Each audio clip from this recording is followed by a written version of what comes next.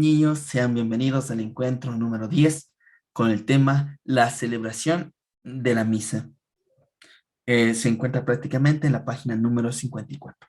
Pero antes de iniciar con este encuentro, vamos a dar gracias a Mamita María por este día a través del rezo del Dios te salve. En el nombre del Padre, y del Hijo, y del Espíritu Santo. Amén. Dios te salve, Reina y Madre de misericordia, vida, dulzura y esperanza nuestra. Dios te salve, a ti llamamos, los desterrados hijos de Eva. A ti suspiramos, gimiendo y llorando en este valle de lágrimas. Ea pues, Señora abogada nuestra, vuelve a nosotros esos tus ojos misericordiosos, y después de este destierro, muéstranos a Jesús, fruto bendito de tu vientre. Oh clemente, oh piadosa, oh dulce Virgen María, ruega por nosotros, Santa Madre de Dios, para que seamos dignos de alcanzar las promesas de Jesucristo nuestro Señor. Amén. Que todo lo que hagamos el día de hoy sea para la gracia de Dios, en el nombre del Padre, y del Hijo, y del Espíritu Santo. Amén. Muy bien, niños, como les dije, sean bienvenidos al encuentro número 10 con el tema la celebración de la misa, ya que se encuentra prácticamente en la página número 54. Así que vamos a dar inicio a través de la lectura del hecho de vida.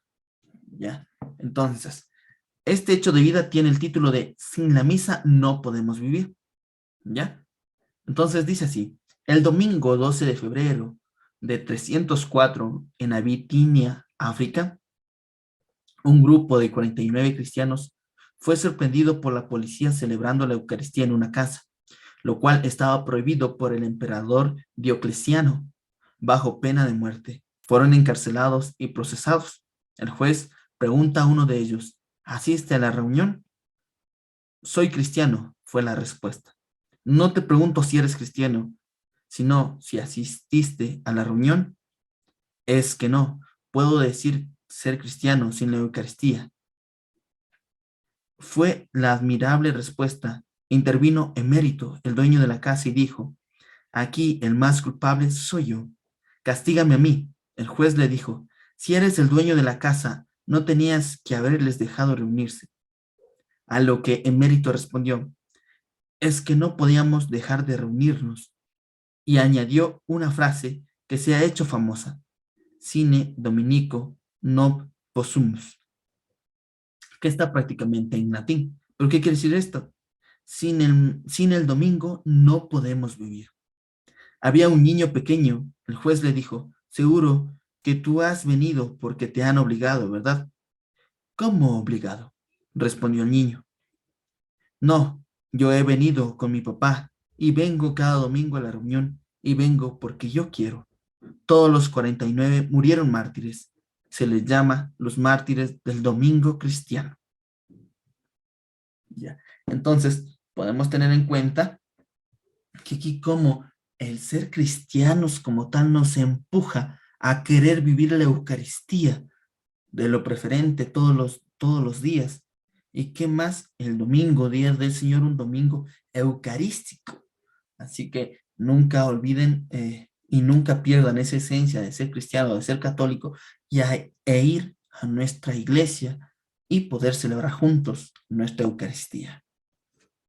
Entonces vamos a pasar ahora al La Biblia nos enseña, que tiene algo peculiar el día de hoy este encuentro. Así que aquí dice: lo reconocieron al partir el pan. Dice: junto con el catequista lee Lucas capítulo 4, versículo 13 y 35. Entonces, vamos a leer así. ¿Ya? Dice: el Señor ha resucitado. El primer día de la semana, muy temprano, fueron las mujeres al sepulcro, llevando los perfumes que habían preparado. Pero se encontraron con una novedad: la piedra que cerraba el sepulcro había sido removida. Esto es prácticamente que nos anuncia primero: el Señor ha resucitado. Mientras tanto, en lo que dice del Evangelio de Lucas, capítulo 24, versículos del 13 al 35, nos va a hablar de los discípulos de Emaús. Entonces nos va a decir: aquel mismo día, 2 discípulos se dirigían a un pueblo llamado Emaús, que está a unos 12 kilómetros de Jerusalén, e iban conversando sobre todo lo que habían ocurrido. Mientras conversaban y discutían, Jesús en persona se le acercó y se puso a caminar con ellos, pero algo impedía que sus ojos lo reconocieran. Él les dijo, ¿de qué van discutiendo? Se detuvieron y parecían muy desanimados. Uno de ellos, llamado Cleofás, le contestó, ¿cómo? ¿Eres tú el único peregrino de Jerusalén que no se ha enterado de lo que ha pasado aquí estos días? ¿Qué pasó? Le preguntó. Le contestaron, todo el asunto de Jesús Nazareno. Era un profeta poderoso en obras y palabras, reconocido por Dios y por todo el pueblo. Pero nuestros sumos sacerdotes y nuestros jefes negaron de él, lo hicieron condenar a muerte y clavar en la cruz. Nosotros pensábamos que él sería el que debía liberar a Israel. Sea lo que sea, ya van 2 días desde que sucedieron esas cosas. En realidad, algunas mujeres de nuestro grupo nos han inquietado, pues fueron muy de mañana al sepulcro y no hallaron su cuerpo. Volvieron hablando de una aparición de ángeles que decían que estaba vivo. Algunos de nuestros hermanos fueron al sepulcro y hallaron todo nuestro como habían dicho las mujeres, pero a él no lo vieron. Entonces él les dijo, qué poco entienden ustedes y qué lentos son sus corazones para creer todo lo que anuncian los profetas. ¿No tenía que ser así y que el Mesías padeciera para entrar en su gloria? Y les interpretó lo que le decía de él en todas las escrituras, comenzando por Moisés y siguiendo por los profetas. Al llegar cerca del pueblo al que iban, hizo como que quisiera seguir adelante, pero ellos le insistieron diciendo, quédate con nosotros, ya está cayendo la tarde y se termina el día. Entró pues para quedarse con ellos. Y mientras estaba en la mesa con ellos, tomó el pan, pronunciando la bendición, lo partió y se lo dio. En ese momento se les abrieron los ojos y lo reconocieron, pero él desapareció. Entonces se dijeron el uno al otro, ¿no sentíamos arder nuestro corazón cuando nos hablaba en el camino y nos explicaba las escrituras? De inmediato se levantaron y volvieron a Jerusalén, donde encontraron reunidos a los 11 y a los de su grupo. Estos les dijeron, es verdad, el Señor ha resucitado y se ha aparecido a Simón. Ellos, por su parte, contaron lo sucedido en el camino y cómo lo habían reconocido al partir el pan. Bien, niños, esta es la lectura del Evangelio de Lucas, en el cual nosotros podemos ser testigos cómo al partir el pan nosotros reconocemos a Dios, reconocemos a Jesús y el sacrificio que él hizo. Pero ¿a qué nos refiere al partir el pan? Al partir el pan nos refiere a la Eucaristía, cuando está en la consagración. Nosotros recordamos, cuando vemos el vino, nosotros recordamos prácticamente el cuerpo y la sangre de Jesús y cómo Él se aparece a nosotros y cómo Él hace para llegar con nosotros y quedarse con nosotros. Entonces, el día de hoy vamos a analizar acerca de la misa paso a paso, ¿ya? Así que les voy a explicar un poco de los procesos que se va siguiendo dentro de la misa, dentro de la Eucaristía. Nosotros vamos viendo que hay diferentes signos y diferentes palabras que se van haciendo dentro de ese instante. Ya, así que dice, el día de hoy comenzamos con nuestro encuentro leyendo la historia de la aparición de Jesús resucitado a los discípulos de Maús. Después de casi 2000 años, el Señor sigue encontrándonos cada vez que celebramos la Eucaristía. Si te fijas, en la Santa Misa ocurre algo muy parecido a lo que les ocurrió a Cleofás y su amigo mientras iban caminando. Jesús salió a su encuentro, ritos iniciales. Ya, entonces teniendo esto en cuenta, Jesús salió a su encuentro, vamos a empezar con los ritos iniciales. ¿Cómo hizo con los discípulos de Maús? Jesús sale a nuestro encuentro en cada misa con los ritos iniciales con los que se prepara nuestro corazón para la comunión. Estos ritos están formados por la señal de la cruz y saludo del sacerdote. Nosotros siempre hemos visto que nos dice por la señal de la Santa Cruz y todo lo demás que vamos viendo. O sea, para poder entender esto es fundamental ir a misa el día domingo y vamos a ver cada uno de los diferentes signos que va apareciendo dentro de nuestra misa.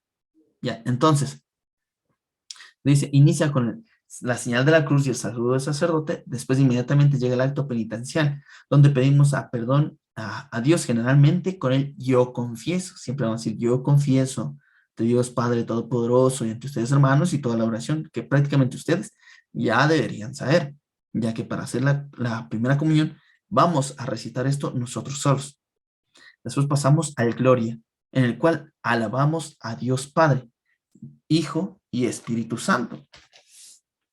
Después vamos con la oración inicial o colecta. Verán, escucharán. Recuerden que el Gloria siempre lo recitamos al final de cada una de nuestras clases y es que nosotros debemos aprendernos para la finalización de nuestro curso, que es Gloria a Dios en el cielo y en la tierra, paz a los hombres que ama el Señor. Por su inmensa gloria te alabamos, te bendecimos y así sucesivamente. ¿Ya? Es que dice oración inicial o colecta, en la que pedimos a Dios sus dones. Esta oración resume lo que se celebrará el día de hoy, o el día que se va a presentar, ¿ya? Entonces, aquí otra parte dice, les hizo arder el corazón, ¿ya? Y asentándonos dentro de esta lectura que decía cuando hablamos de las escrituras, aquí nos dice, especialmente dice, no ardía nuestro corazón. Dice, no sentíamos arder nuestro corazón cuando nos hablaba en el camino y nos explicaba en las escrituras. Es como aquí podemos entender cómo, cómo hace énfasis poco a poco a lo que sería la misa. Dice, al igual que a los dos caminantes de Jesús, les hizo arder el corazón mientras les explicaba las escrituras. En la liturgia de la palabra, Jesús nos explica la Biblia y nos alimenta el corazón. La liturgia de la palabra en la misa del domingo está formada por, siempre hemos escuchado que dicen, primera lectura, lectura de tal, tal, tal. Esa es la primera. Después escuchamos el Salmo responsorial y después la segunda lectura, con lectura de segunda lectura, lectura del apóstol San Pablo a los Tesalonicenses, y algo así más o menos, que siempre vamos a seguir escuchando a lo largo de la misa. ¿Ya? Entonces, la primera lectura siempre está generalmente del Antiguo Testamento y la segunda lectura siempre está tomada generalmente de las cartas del Nuevo Testamento, del apóstol a los de los apóstoles que tienen a los tesalonicenses y así sucesivamente. De ahí pasa la lectura del Evangelio, escuchamos de viaje a que Jesús nos habla, sacerdote lee el Evangelio, después escuchamos la homilía, es la reflexión sobre las lecturas que hemos escuchado, que nos da el sacerdote, después pasamos al credo. ¿Qué quiere decir con eso? Que profesamos nuestra fe como respuesta a la palabra de Dios, cuando dice profesemos juntos nuestra fe, ¿ya? De ahí cuando comienza el credo, creo en Dios Padre Todopoderoso, que también ya deberían saber para, las, para su finalización de su curso. ¿Ya? Después pasamos a la oración de los fieles, que dice que pedimos por las intenciones de toda la iglesia y del mundo. Siempre esta oración de los fieles se encuentra en las hojitas de misa. Es cuando nos dice pedimos por el Papa Francisco o cuando pedimos por los enfermitos, cuando pedimos por los ancianitos. La oración de los fieles es siempre pedir por intenciones de toda la iglesia y el mundo. Aquí esta frase muy elegante. Lo reconocieron al partir el pan. Nosotros vemos aquí con Jesús y con los caminantes de Maús cómo lo reconocen ya al fraccionar el pan y al dividir el pan. Y es cuando ya se dan cuenta y abren por fin los ojos, pero él ya desaparece. Y aquí nos dice liturgia de la Eucaristía. Es la parte más importante de la misa, donde Jesús se hace presente. Podemos recordar sus partes con las acciones de Jesús en la última cena. Tomó el pan, dio las gracias, lo partió y lo dio. Así que aquí podemos poner, él tomó el pan. En el ofertorio se trae el pan y el vino que se usarán para la consagración. Vemos cómo les pasa siempre el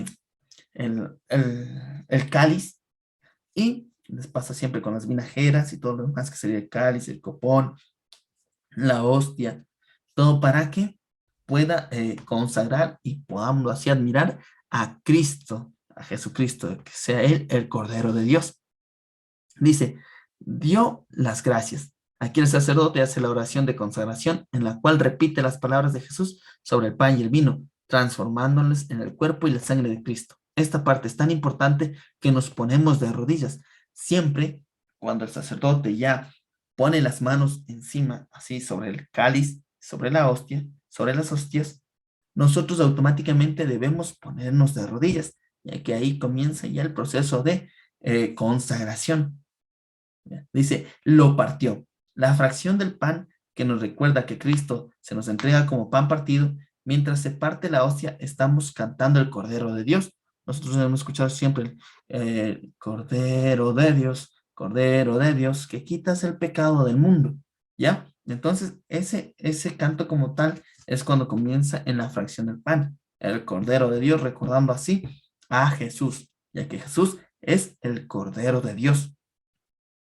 Dice, lo dio la comunión en la que las personas debidamente preparadas se acercan a recibir al Señor con respeto, piedad y amor. ¿Y cuáles son las personas preparadas se acercan a recibir? Las personas que ya se han confesado, que no tienen pecados mortales, las personas que ya como requisito han sido bautizadas y también ya han hecho la primera comunión. Y es para lo que ustedes se están preparando en estos días. Dice, y la otra parte que dice, fueron a Jerusalén a contarlo a los discípulos, ritos finales. Así como al reconocerlo en el pan, los discípulos de Maús fueron corriendo a Jerusalén a contar a todos lo que habían visto en Jesús. En los ritos finales somos enviados a anunciar al mundo la alegría de Cristo. Los ritos finales están formados por oración después de la comunión y la bendición final y el envío. Cuando el sacerdote dice, pueden ir en paz, no solo está diciendo que ya nos podemos retirar, sino que nos está enviando a ser misioneros que anuncian el evangelio de Jesús. Todos nosotros somos misioneros y es así como nosotros debemos ir al encuentro, al igual que Jesús, al encuentro del prójimo y poder acercarlo a Dios. Así que sin más, a esto se refiere a todo lo que quiere decir y todo lo que conforma los signos dentro de la Eucaristía, desde sus ritos iniciales hasta sus ritos finales. ¿Ya? Muy bien, niños. Así que sin más, nos vamos a despedir con el Gloria. Ya les dije, es una oración que ya debemos aprendernos poco a poco en estos días, ¿ya? Así que vamos a dar gracias a Papito Dios por este día recitando el Gloria. En el nombre del Padre, y del Hijo, y del Espíritu Santo. Amén. Gloria a Dios en el cielo, y en la tierra paz a los hombres que ama el Señor. Por tu inmensa gloria te alabamos, te bendecimos, te adoramos, te glorificamos, te damos gracias, Señor Dios, Rey Celestial, Dios Padre Todopoderoso, Señor Hijo único Jesucristo. Señor Dios, Cordero de Dios, Hijo del Padre, tú que quitas el pecado del mundo, ten piedad de nosotros. Tú que quitas el pecado del mundo, atiende nuestras súplicas. Tú que estás sentado a la derecha del Padre, ten piedad de nosotros, porque solo tú eres santo, solo tú, Señor, solo tú, Altísimo Jesucristo, con el Espíritu Santo en la gloria de Dios Padre. Amén. En el nombre del Padre, y del Hijo, y del Espíritu Santo. Amén. Muy bien, niños, ha sido un gustazo poder acompañarles en el encuentro número 10 y espero verles muy pronto. Chao, chao.